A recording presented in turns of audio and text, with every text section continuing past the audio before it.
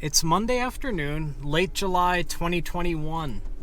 In my last episode, I was up in South Dakota, and I was about to take a 2-week break to spend time with my 18-year-old son Cole, who I was flying out west from Pennsylvania. Every summer for the past few years, I would fly Cole out to my location, and we'd go on an adventure together. We were in the Pacific Northwest, both Oregon and Washington. We went up to Juneau, Alaska. We went to Acadia, Maine. And we didn't get a chance to do anything last year because of COVID. So this year I flew him out to the Rocky Mountains of Colorado, which is a landscape that he's never experienced before. He just graduated from high school and starts college in September. So that's why I put the camera down for 2 weeks. I wanted to devote all of my attention to him and make sure that he takes home some memories to last a lifetime. Although I didn't do any recording during his visit with my vlogging camera, my Lumix S5, I did record a bunch of video clips using my iPhone. And in this episode, I am going to share some of my favorite video clips from our experiences over the past couple weeks. Adventure is afoot. I am exploring a very degraded forest road in San Juan National Forest, not far from Durango, Colorado.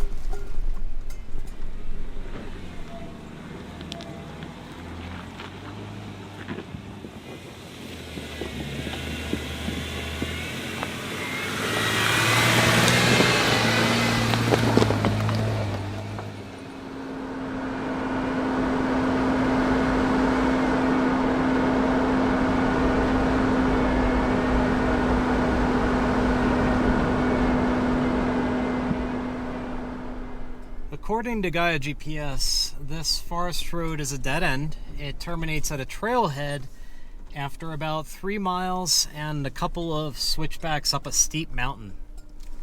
It is absolutely high clearance 4-wheel drive, and it seems like it's very lightly traveled, likely because it doesn't go anywhere.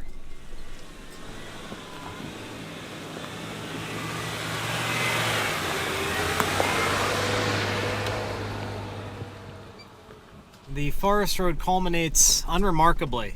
It does continue if you are a hiker on horseback or motorbike or ATV, but at the 3-mile mark it degrades into a single track, and after that point it's probably a very enjoyable hike. I'm back on pavement and I'm continuing north. I want to find a place to spend the night. It's 3:30 p.m. However, I think I'm going to do something different. I think I'm going to load up my backpacking gear and find a hiking trail, pitch a tent somewhere along a hiking trail, and spend the night in the backcountry. Alright, I am in position at the trailhead, and this yard sale is my backpacking gear. I just pulled a bunch of stuff out of the Jeep, and I'm only going backpacking for one night. So I'm going to keep it simple. Alright, simple-ish. I've got 2 backpacking dinners, just add water, my backpacking stove, headlamp, air mattress, my iPad, which, yeah, it's a little bit bulky, but it's my main GPS for the Jeep, and my Garmin inReach. Ooh. A thermocell to ward off mosquitoes. My water source. This is a Life Straw Flex that'll allow me to get water from a stream. In my backpack, I have my MSR Hubba Hubba NX 2-person backpacking tent. GoPro, because I record stuff. A pair of long underwear, a towel, and rain pants, Gore-Tex shell. I wasn't sure about shoes. I can either wear my hiking sneakers, and they'll likely get wet and muddy, or I can take my waterproof boots and In the event that my boots get flooded or gross, I can just put on my chacos. And of course, my mummy sleeping bag.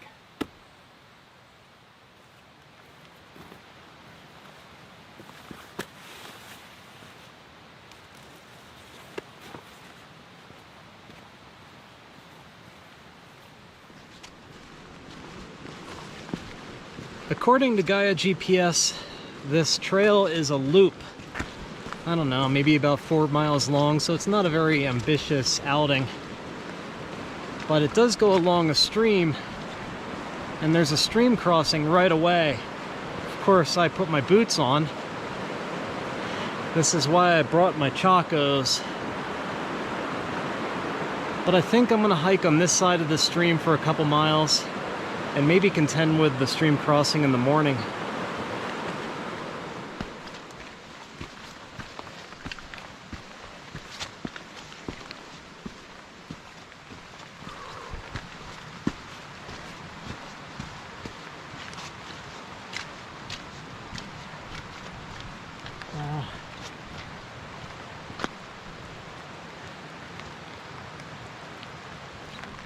This rain reminds me of a couple weeks ago.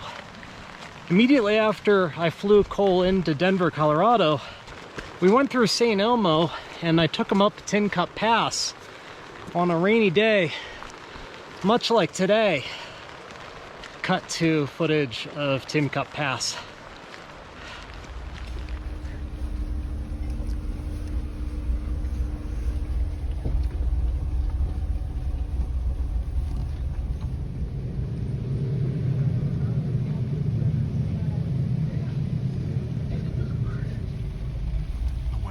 Really turning afoul.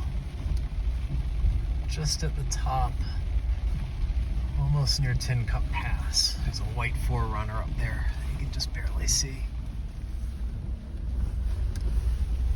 What do you think? This is awesome. Tin Cup Pass. Tin Cup Pass.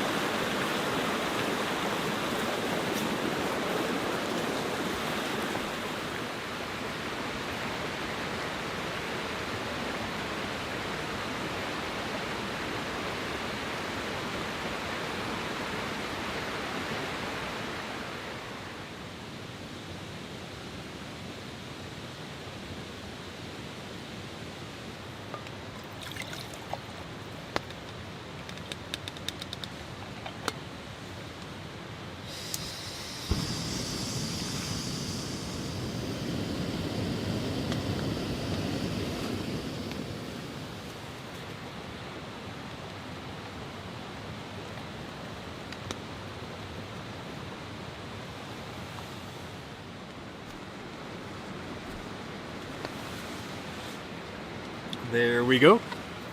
That is much better. Anyway, lasagna with meat sauce, Mountain House.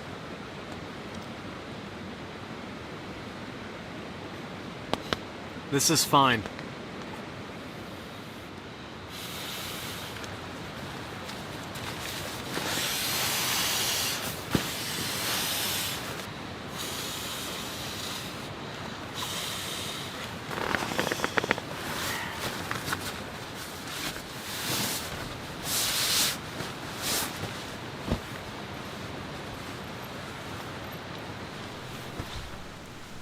I didn't hike very far tonight, maybe a little over 2 miles, but between the rain and losing daylight, I was worried that I wasn't going to find a place to camp before it got dark out. Fortunately, I found this wonderful tent site right next to a stream. It just fits my backpacking tent, and, well, I'm going to sleep well tonight. The weather was a little bit better the day after Cole and I did Tin Cup Pass. So that day, we drove to the top of Mount Antaro. Almost the top of Mount Antaro.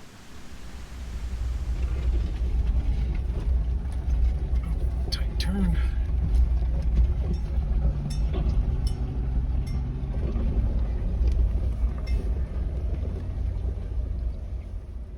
This is the closest to space that I've ever been in RNG. 13,737 feet. There's Cole.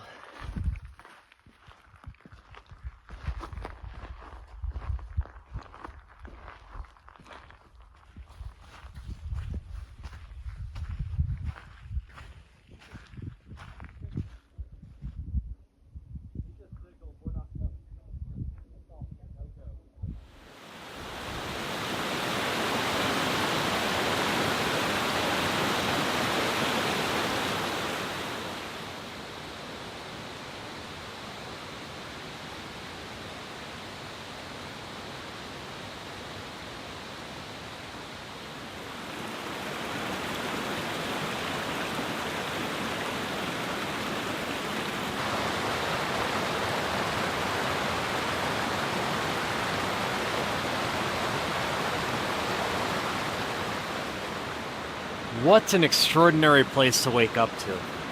What is it that Owen Wilson says? Wow. It is so lush and beautiful, and there's plenty of moisture from all the rain that we've been having. I slept wonderfully last night. The temperature was perfect.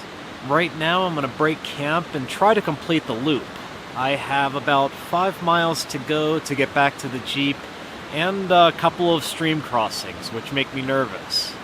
It's not that the stream crossings are very technical or challenging. I just have a ton of electronics with me, as usual.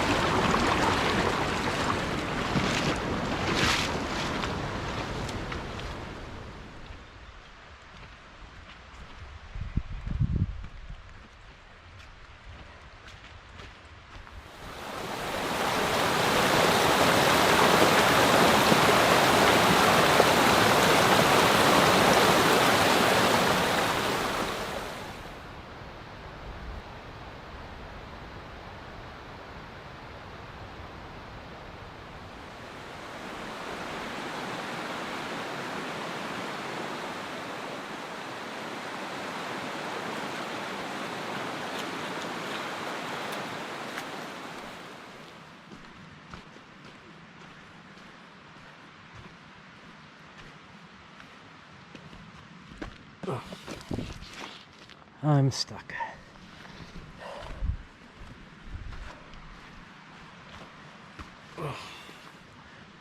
Back at RNG.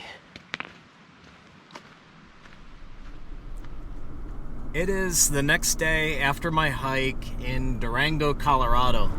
I just left 81301 Coffee in northern Durango, a coffee shop in town that I hadn't tried before, and I really like it. It's really quite good and a great alternative to going downtown. I also stocked up on food and snacks at the city market, and now I'm pointing the Jeep back at the mountains. I think I need to take advantage of this fair weather now because it has been rainy and stormy every single day in the afternoons.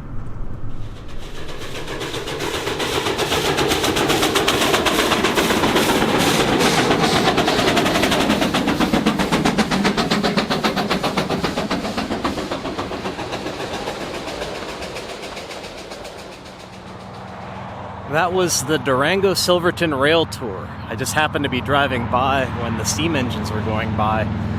It follows the Animas River from Durango all the way up to Silverton, and it looks to be wonderfully scenic. It's something that I need to put on my to-do list for sure.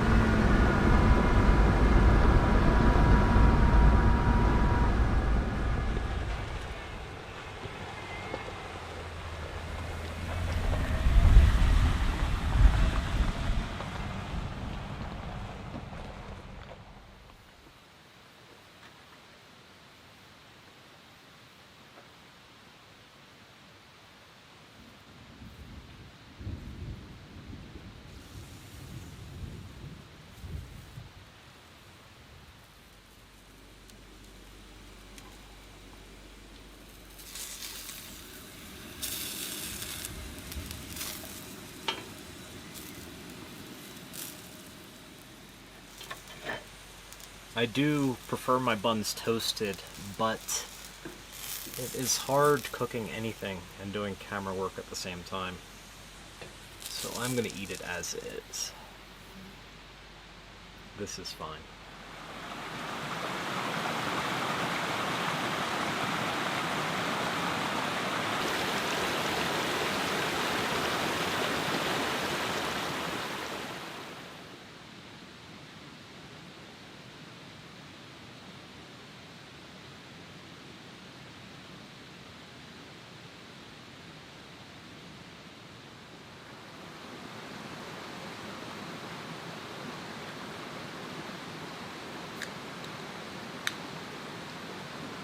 Sure enough, the weather took a turn after my gluttonous lunch.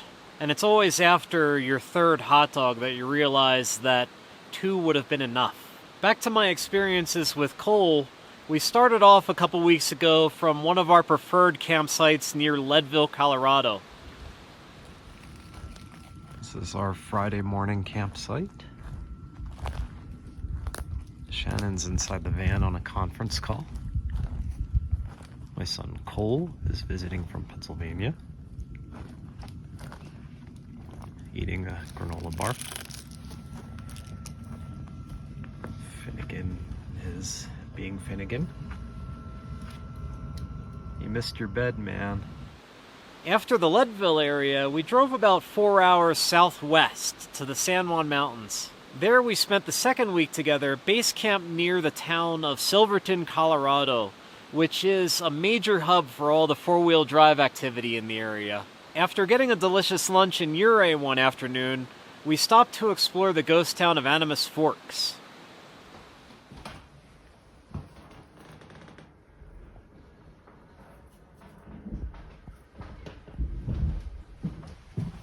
Why would anyone want to move? Well, they found that it wasn't too close to a Safeway.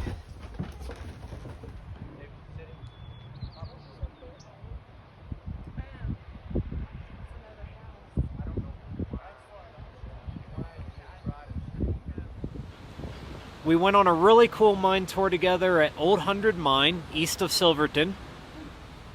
I weigh 135 pounds. This thing's almost $120. This is what I run 10 hours a day. And I'm able to do that because this leg is air assisted. I can raise and lower it. I'm not lifting it all day long. This is a prime example. This goes a mile to another claim, and its sole purpose to get the ore from that claim out onto the train and down to the mill. And if we were to go to the second level, there's tracks that go straight in, and they cross that, and it was a side dumper, so like there's a vertical shaft that drops 700 feet. After that, I took Cole to a nearby lake where he could float around on my pack raft for a little bit. That was short-lived because we got chased out by an approaching storm. We ended up spending the rest of the afternoon driving around in the Jeep in torrential rain, but even that started to get a little bit treacherous, so we ended up going back to base camp.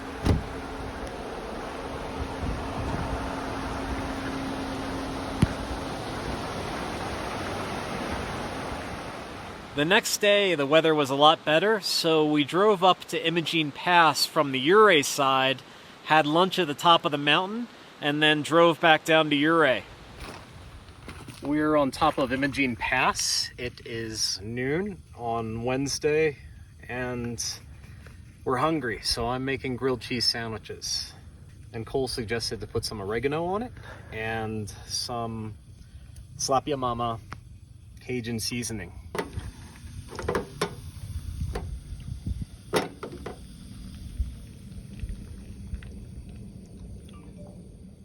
How was yours?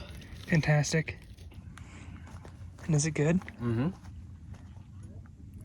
It is really good. Let us name this recipe the Imogene grilled cheese.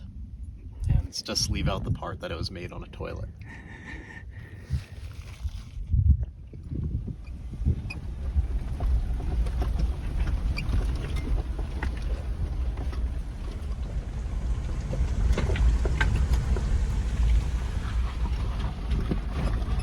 Look at the marmot.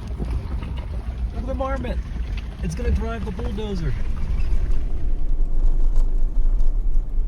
Cole and I concluded our adventure together in Durango, Colorado, which is in the southwest corner of the state.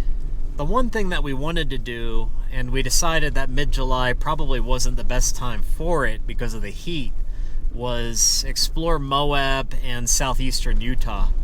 However, since we were in Durango, we thought it'd be really cool to pop down into New Mexico one morning and check out a desert landscape with some really interesting sandstone features.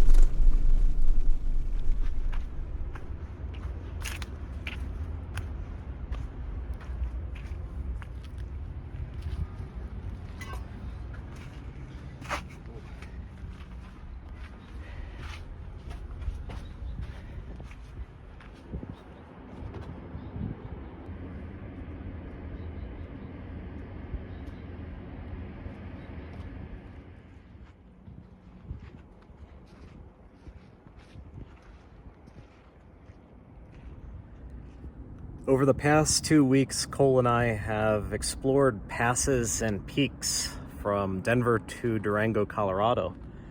And it's Friday. This is our last full day together before his flight tomorrow.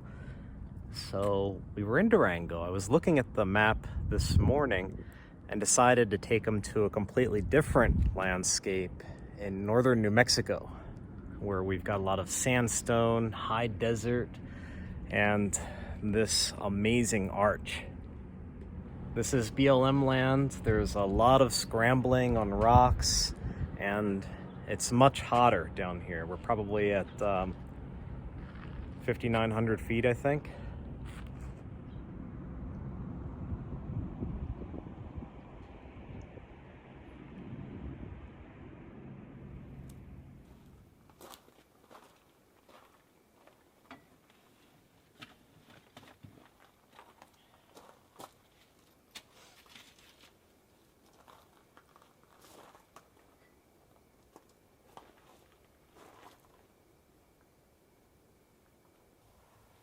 Cole's been back in Pennsylvania for 4 days now, and I miss him dearly. It doesn't matter how old either of us get, parting never gets any easier. But I'm excited for him. He's starting a new chapter of his life with college, and he has the whole world ahead of him. Cole, if you're watching this, I love you, and I miss you, and you've got this. I am going to call that a wrap for the week. We have some events coming up. There is the Revel Rally that is here in Durango in August. And immediately after that, we'll be attending Overland Expo Mountain West in Loveland, Colorado. Otherwise, episodes are back on their weekly release schedule. I hope you all enjoyed this week's adventure in Colorado. Thank you, as always, for following along, and I will see you all next week.